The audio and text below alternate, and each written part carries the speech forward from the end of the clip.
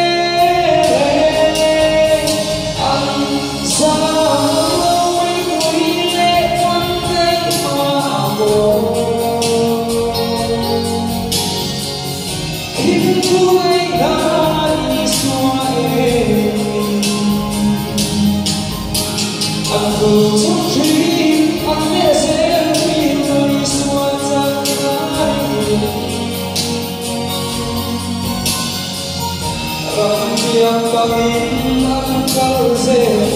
ang samayo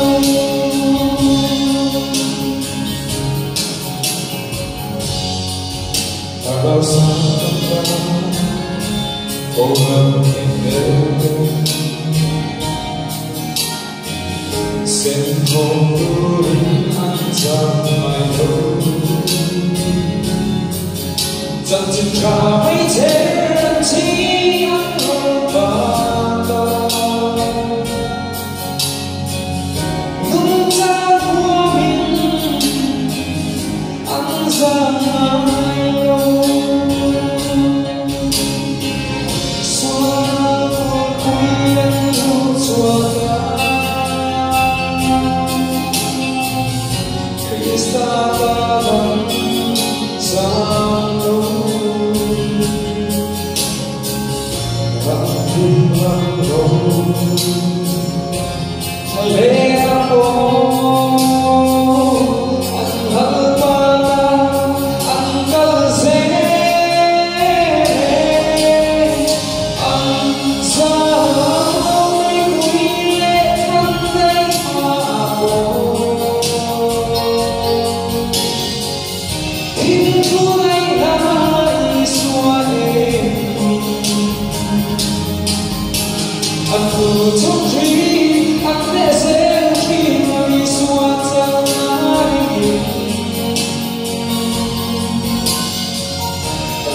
Yang paling angkal ang samayo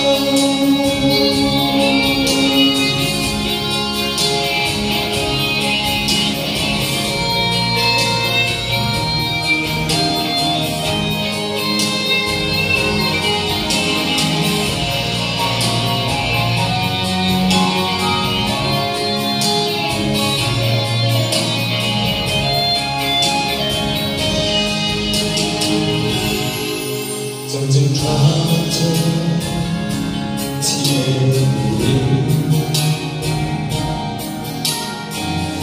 nằm lên cây đâu không xin càng tôi biết lo xua ra xa xe càng ra lại lo càng bay xe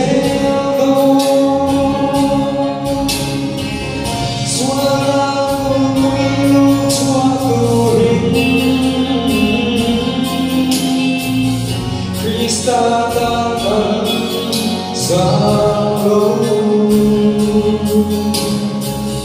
Ramping Hale ako Kan lalpala Kan kalse Ang sa'yo may kuwile Ang nagmaapo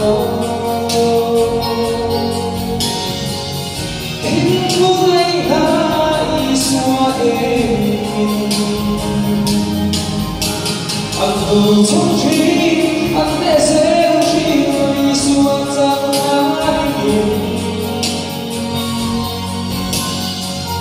dia paling ang kalze ang sangai mo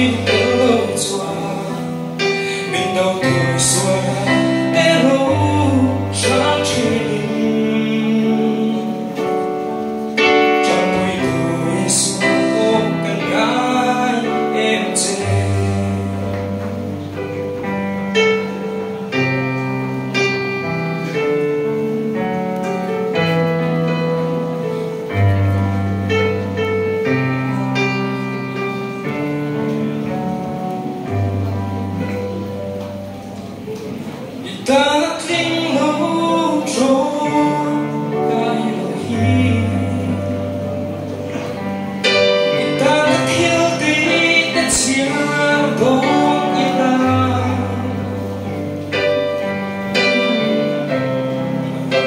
hiểu thằng anh ôm em ôm thằng lâu khó về lúc ấy năm ấy anh đi